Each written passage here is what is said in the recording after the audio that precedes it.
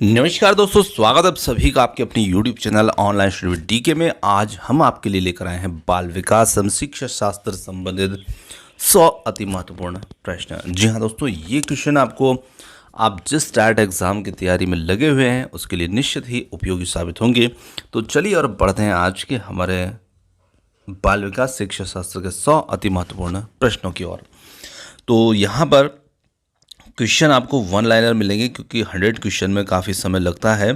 तो यहाँ पर पहला प्रश्न हमारा आता है कि ज्ञानात्मक विकास नकल पर आधारित ना होकर के खोज पर आधारित होता है, ये कथन देने वाले कौन थे? तो ज्ञानात्मक विकास जो होता है नकल पर आधारित ना होकर के खोज पर आधारित होता है, ये कथन देने वाले जीन पियाजे थे। चलिए आगे बढ़ते हैं अगले क्वेश्चन की ओर। किस विद्वान ने बच्चों की अंतःक्रिया को उनके विकास का मूल आधार माना था? तो इस बच्चों की अंतःक्रियाओं को उनके विकास का मूल आधार मानने वाले जो थे वो थे लेव वाइगोत्स्की, और इन्होंने ही विकास का मूल आधार माना था। आगे अगला क्वेश्चन है यहाँ पर, किस विद्वान ने नैतिक विकास की अवस्था के सिद्धांत का प्रतिपादन किया? तो नैतिक विकास की अवस्था के सिद्धांत का प्रतिपादन करने वाले लॉरेंस कोलबर्ग थे। चलिए आगे बढ़ते हैं। पियाजे के अनुसार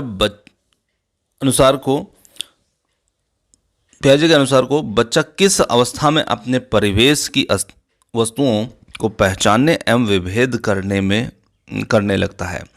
तो पियाजे के अनुसार बच्चा, ये शब्द यहाँ पर ठीक नहीं है। पियाजे के अनुसार बच्चा किस अवस्था में अपने परिवेश की वस्तुओं को पहचानने और उनमें विभेद करने लगता है? तो वो अवस्था होती है उसकी पूर्व संक्रियात्मक अवस्था, जिसमें बच्चा अपने परिवेश की वस्तुओं को पहचान कर उनमें विभेद करना लग जाता है। आगे बढ़ते हैं। पियाजे ने किसी बच्चे के विचारों में नए विचारों का समावेश हो जाने को क्या कहा है? तो उसे आत्मसातीकरण कहते हैं, है ना, नए विचारों का समावेश हो जाना। बच्चों में आधारहीन आत्मचेतना का संबंध उसके विकास के किस अवस्था से संबंधित होता है? तो बच्चों में आधारहीन आत्मचेतना का संबंध उसके विकास की किशोर अवस्था से ये संबंधित होता है। अगला क्वेश्चन आता है, बच्चों के विकास से संबंधित निर्माण एवं खोज का सिद्धांत किस विद्वान ने दिया था? तो बच्चों के विकास और से संबंधित निर्माण एवं खोज का सिद्धांत देने वाले थे जीन पियाजे। जी हाँ, जीन पियाजे। अगला क्वेश्चन है, कोलबर्ग द्वारा प्रतिपादित नैतिक विकास के सिद्धांत के अनुसार पूर्व नैतिक अवस्था की अवधि मानी गई है। तो यहाँ पर पूर्व नैतिक अवस्था की अवधि जो है वो जन्म से 2 वर्ष की अवधि मानी गई है। बुद्धि का पदानुक्रत संरचना सिद्धांत देने वाले कौन थे? तो बुद्धि का पदानुक्रत संरचना सिद्धांत देने वाले बर्ट और वर्नन थे। इन्होंने ही बुद्धि का पदानुक्रत संरचना सिद्धांत जो था दिया था। बुद्धि का एकीकृत संरचना का सिद्धांत देने वाले कौन थे? तो ये थे जेपी गिलफोर्ड, जिन्होंने बुद्धि की एकीकृत संरचना का सिद्धांत दिया था। अगला क्वेश्चन हमारा आता है, विशिष्ट बालकों में कौन कौन से बालक शामिल होते हैं या कौन कौन से बालक आते हैं? तो विशिष्ट बालकों की श्रेणी के अंतर्गत आने वाले जो बालक होते हैं, इसके अंतर्गत प्रतिभाशाली बालक हैं, पिछड़े बालक हैं, और कुछ मूक बधिर हैं, कुछ जो सुन नहीं सकते हैं ऐसे बालक, देख नहीं सकते ऐसे बालक, और सृजनशील बालक, संवेगात्मक दृष्टि से पिछड़े बालक, ये सभी विशिष्ट बालकों में आते हैं। तो यहाँ पर अगला क्वेश्चन है, समावेशी शिक्षा हम किसे कहते हैं? तो विशिष्ट बालकों के लिए बनाई गई नई शिक्षा प्रणाली समावेशी शिक्षा कहलाती है। अभी आपने विशिष्ट बालकों के प्रकारों को देखा है जिसमें सभी प्रकार के बच्चे शामिल होते हैं, तो इस प्रकार की शिक्षा समावेशी शिक्षा कहलाती है। अगला क्वेश्चन हमारा है यहाँ पर, प्रतिभाशाली बालक किसे कहते हैं? तो ऐसे बालक जिनका आईक्यू लेवल जो होता है वो 110 से अधिक होता है, उन्हें हम प्रतिभाशाली बालक कहते हैं। पिछड़ा बालक हम किन्हें कह सकते हैं? तो पिछड़े बालक ऐसे बालक होते हैं जिनका जो आईक्यू होता है वो 90 से कम होता है, उन्हें पिछड़े बालक की श्रेणी में रखा जाता है। अब यदि हम बात करें सामान्य बुद्धि बालक का आईक्यू कितना होता है, तो सामान्य बुद्धि का 90 से 110 के मध्य में होता है। चलिए आगे बात करते हैं अगले क्वेश्चन की, सृजनशील बालक किसे कहते हैं? तो सृजनशील बालक, यहाँ पर हम आईक्यू के ऊपर तो देख ही चुके हैं, पर सृजनशील बालक को हम किस प्रकार से परिभाषित कर सकते हैं, क्या उसकी डेफिनेशन दे सकते हैं?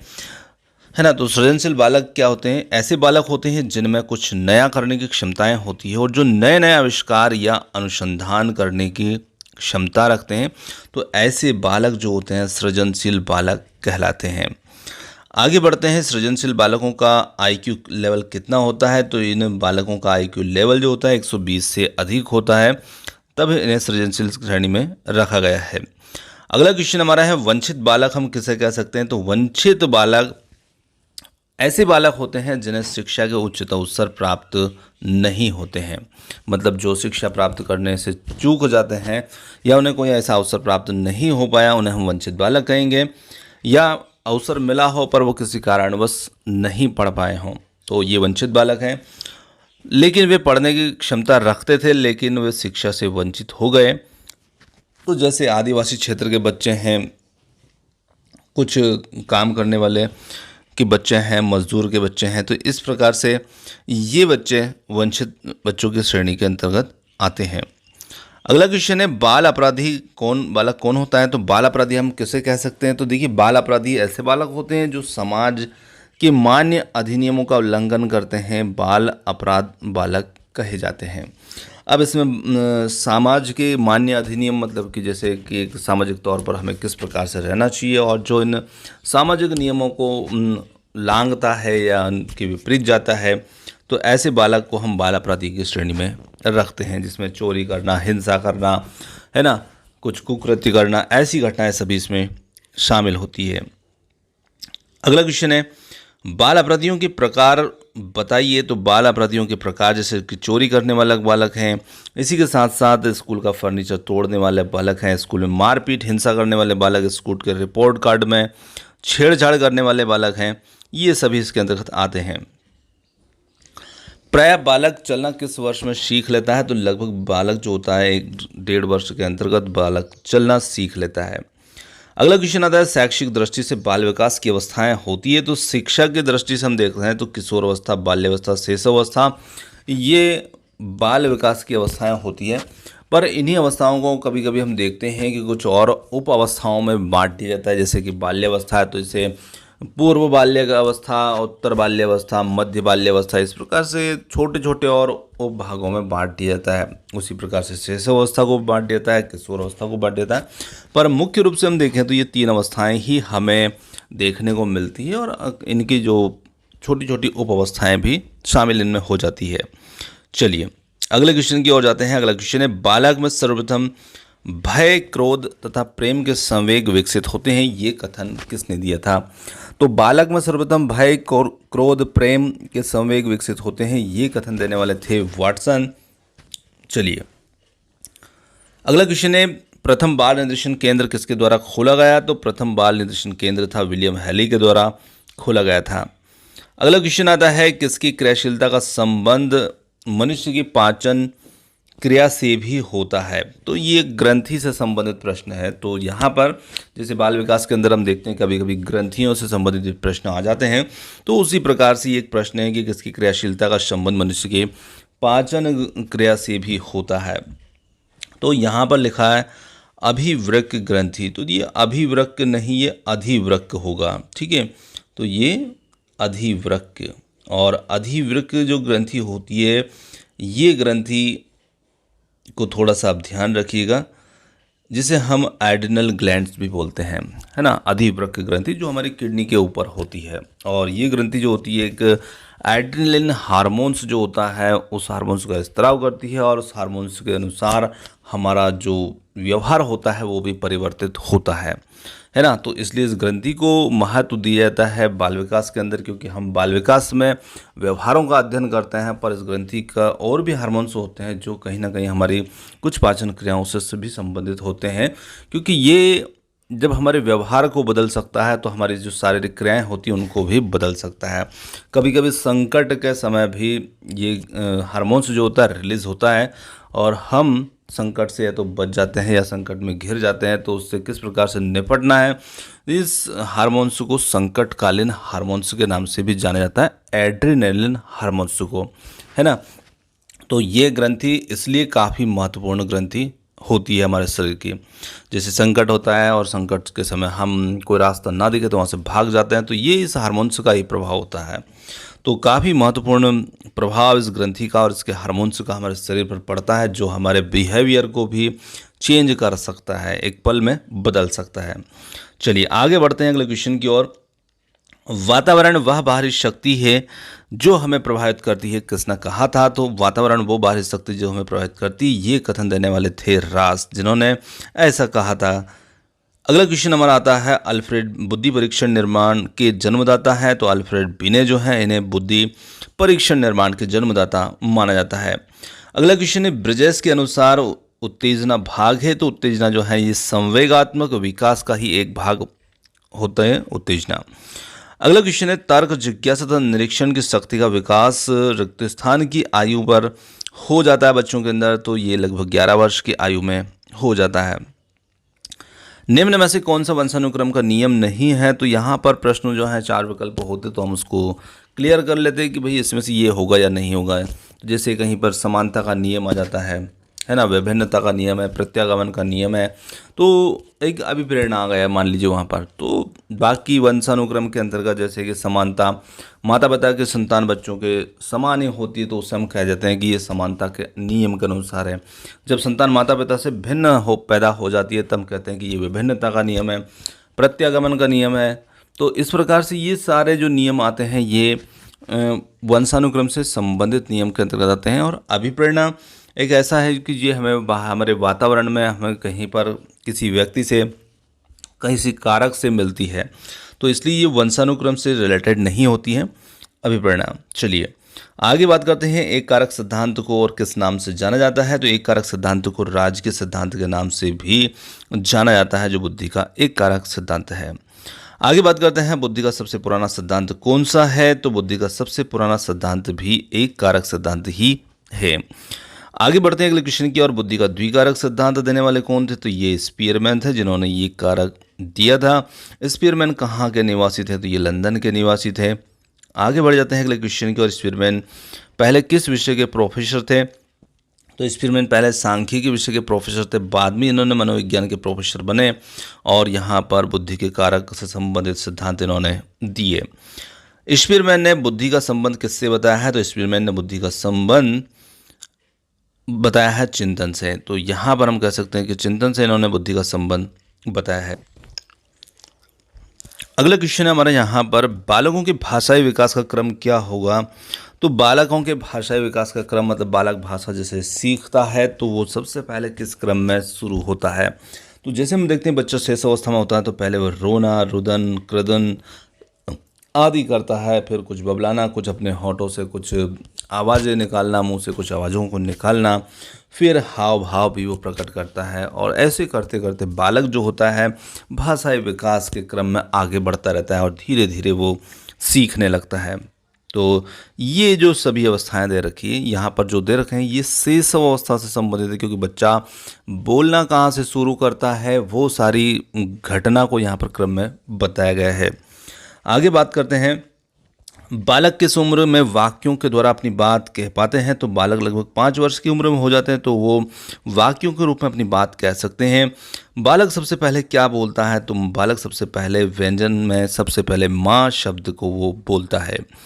आगे बढ़ते हैं अगले क्वेश्चन की ओर, बालक सबसे पहले किसकी भाषा को पहचानता है? तो निश्चित रूप से बालक सबसे पहले अपनी माँ की ही आवाज़ या उसकी भाषा को ही पहचानता है और इसे हम मातृभाषा कह सकते हैं कि मातृभाषा को पहचानता है। वह कौन सी विधि जिसमें पहले उदाहरण बताया जाता है बाद में नियम? तो आगमन विधि होती है जिसमें पहले उदाहरण और फिर नियम को बताया जाता है। अगले क्वेश्चन की ओर जाते हैं। अगला क्वेश्चन है, वो कौन सी विधि है जिसमें पहले नियम बताया जाएगा बाद में उदाहरण? तो निगमन में पहले नियम।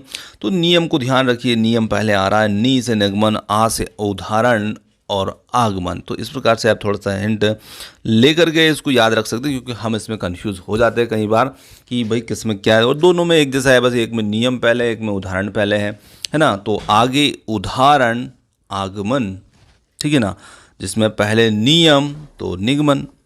इस प्रकार से आप ध्यान रख सकते हैं। अगला क्वेश्चन यहाँ पर हमारा काफ़ी महत्वपूर्ण प्रश्न है, देखो सुनो और समझो किस विधि पर आधारित है? तो देखिए प्रश्न इसके जैसा एक और प्रश्न मिलेगा, अब थोड़ा सा चेंज रहेगा। देखो सुनो, और यहाँ पर दे रखा है समझो किस विधि पर आधारित है, तो ये है प्रदर्शन विधि पर आधारित। अब यदि हम बात करें इसी के जैसे एक और क्वेश्चन की, देखो सुनो और बोलो ये किस विधि पर आधारित है, तो देखिए प्रश्न क्या होता है, कभी कभी हम ऐसे कंफ्यूज होते हैं कि भाई इसका तो ये उत्तर होगा, तो यहाँ पर देखिए थोड़ा सा प्रश्न में चेंज है। देखो सुनो और बोलो ये प्रयोगात्मक विधि पर आधारित है। तो इस प्रकार से दोनों प्रश्न बनते हैं हमारे। किस विधि में शिक्षण सूत्र का प्रयोग होता है, तो आगमन विधि में शिक्षण सूत्र का प्रयोग होता है।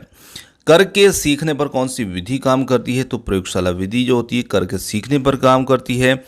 अगले क्वेश्चन की ओर जाते हैं। किंडरगार्टन विधि जो एलकेजी यूकेजी के लिए होती है के जनक कौन है, जिसे हम एलकेजी यूकेजी के नाम से जानते हैं, लोअर किंडरगार्टन, अपर किंडरगार्टन। तो ये एलकेजी यूकेजी, इस विधि के जनक कौन है, तो फ्रोबेल जो है ये इस विधि के जनक है, जिन्होंने खेल विधि के माध्यम से बच्चों को सीखने पर आधारित विधि दी थी।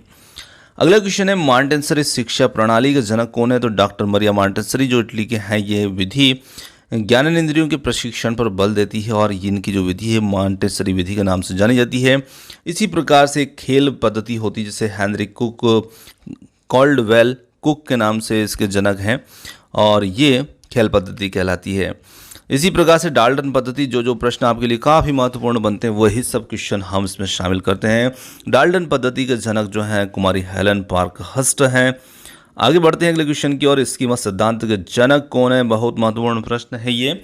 स्कीमा सिद्धांत के जनक जीन पियाजे हैं। चलिए अगले क्वेश्चन की ओर जाते हैं। कॉलर किस संप्रदाय के समर्थक थे, तो ये संज्ञानवादी संप्रदाय के समर्थक थे।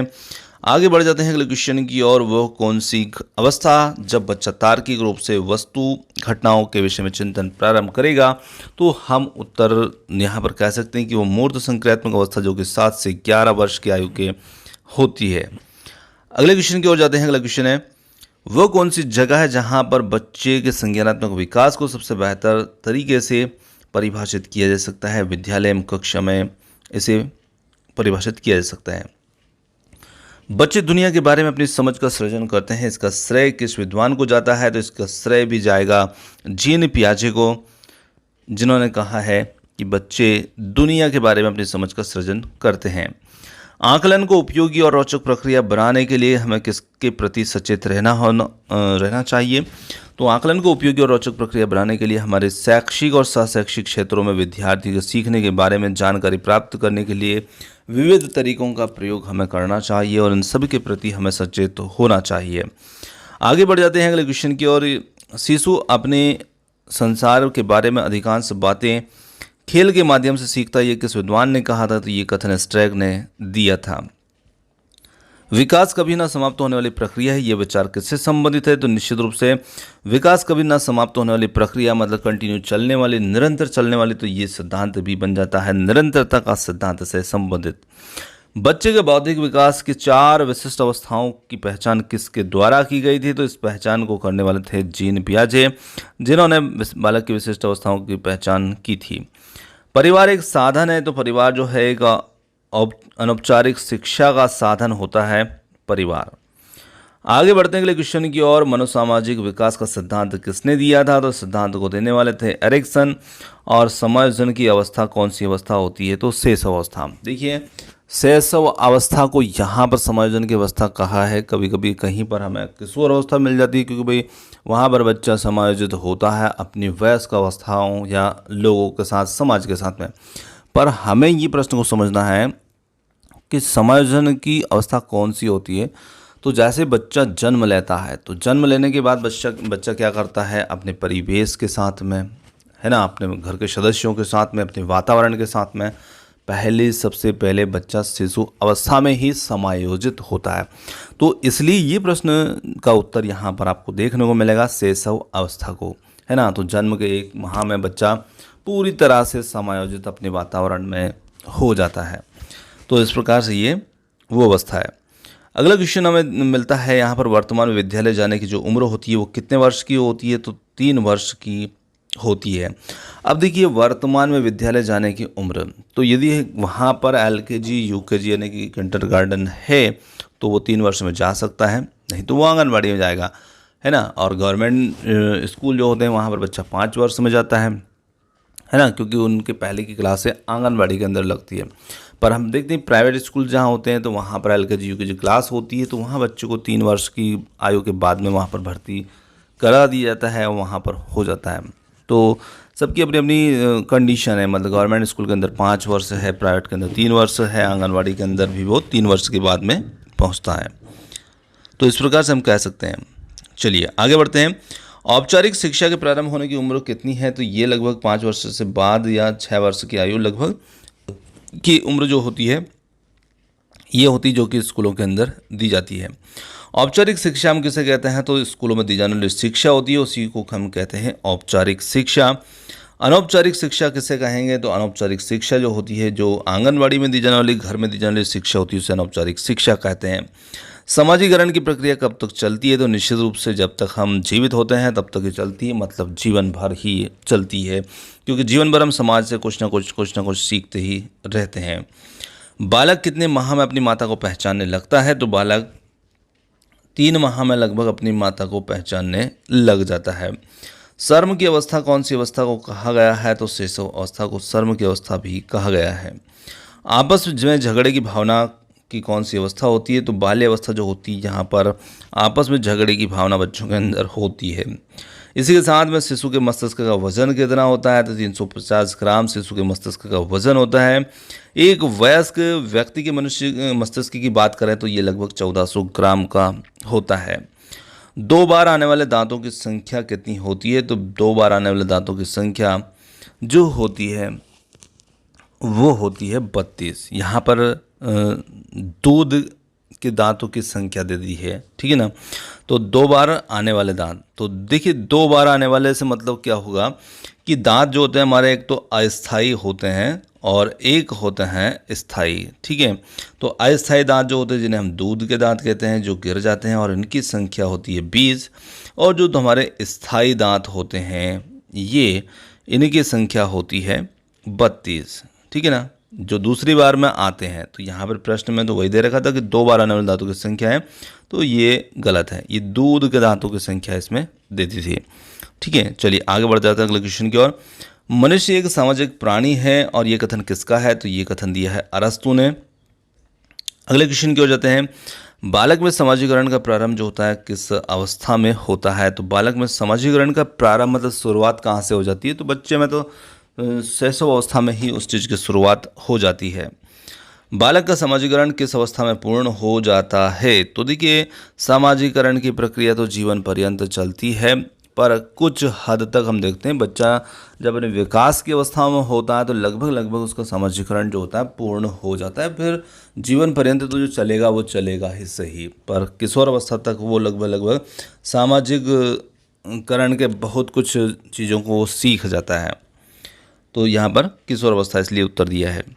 बालक के गिरोह की अवस्था जो होती है वो किस अवस्था को कहा गया है? तो बाल्य अवस्था जो होती है इसे बालक के गिरोह की अवस्था भी कहते हैं, क्योंकि बच्चे यहाँ पर टोली के रूप में घूमते हैं।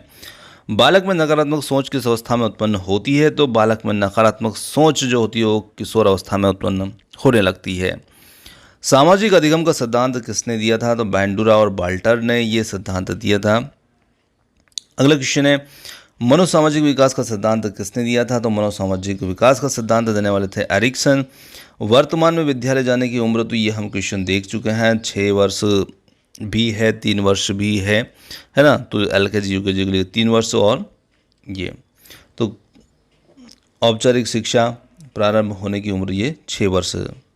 आगे बढ़ जाते हैं, कुछ 2 क्वेश्चन हमारे रिपीट हो गए। सर्म की अवस्था, ये क्वेश्चन भी हमारा रिपीट हो गया, कोई बात नहीं। बाल्य अवस्था जो है सर्म की अवस्था इसे कहा गया है। आगे बढ़ते हैं, अनुकरण की अवस्था किसे कहा जाता है? तो अनुकरण की अवस्था जो होती है बच्चा शैशव अवस्था से ही अनुकरण करने लगता है, जैसे हम बोलते हैं वैसा ही वो बोलने लगता है, जैसा हम हरकतें करते हैं वो भी करने लगता है। तो अनुकरण की अवस्था वहीं से शुरू हो जाती है। स्वप्रेम की भावना किस अवस्था में होती है? तो ये भी हमें शैशव अवस्था में देखने को मिलती है। सामाजिकता को मापने की विधि है, तो सामाजिकता को मापने की विधि समाज मिति विधि कहलाती है। आगे बढ़ जाते हैं, वाइन लैंड सोशियोमेट्री स्केल का निर्माण किसने किया था? तो इसको करने वाले थे एडलर। आगे बढ़ते हैं। एक वर्ष में बालक का वजन जन्म के समय के वजन का कितना गुना हो जाता है? तो एक वर्ष में बालक का वजन जन्म के वजन के समय का 3 गुना लगभग हो जाता है। 6 माह में बालक का वजन जन्म के समय के वजन का 2 गुना हो जाता है। चलिए, जन्म के समय बालक की यदि हम लंबाई की बात करें तो लगभग 20 इंच के लगभग बालक की लंबाई इसमें होती है। अगला क्वेश्चन है, एक शिक्षक विद्यार्थियों में सामाजिक मूल्यों को विकसित किस तरह से कर सकता है? तो ये एक शिक्षक जो है आदर्श रूप से बर्ताव करके विद्यार्थियों में सामाजिक मूल्यों को विकसित कर सकता है। चलिए, अगला क्वेश्चन आता है, शिक्षा का बर्ताव किस तरह का होना चाहिए? तो शिक्षा का नहीं, ये शिक्षक का बर्ताव किस तरह का होना चाहिए?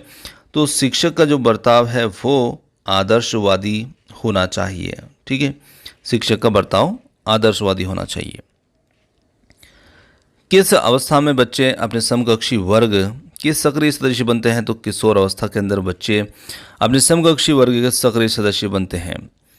प्राथमिक शिक्षा के लिए बाल मनोविज्ञान का ज्ञान क्यों आवश्यक होता है? तो प्राथमिक शिक्षक के लिए बाल मनोविज्ञान का ज्ञान अपने बच्चों के व्यवहार को समझने में शिक्षक की सहायता करता है, इसलिए शिक्षक के पास बाल मनोविज्ञान का ज्ञान होना आवश्यक है।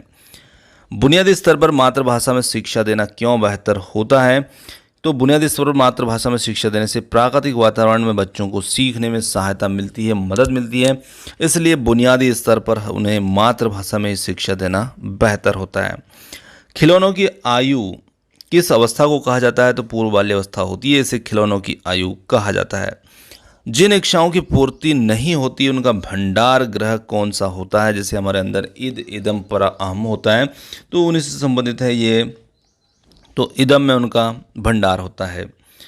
अगला क्वेश्चन आता है, छात्र केंद्रित शिक्षण का आशय किससे है? तो छात्र केंद्रित शिक्षण का आशय प्रत्येक छात्र की आवश्यकताओं को ध्यान में रखना होता है। तो उसी प्रकार से जब शिक्षक अपने सभी बच्चों की आवश्यकताओं को ध्यान में रखता है तो हम कह सकते हैं कि शिक्षक छात्र केंद्रित शिक्षण के रूप में कार्य कर रहे हैं।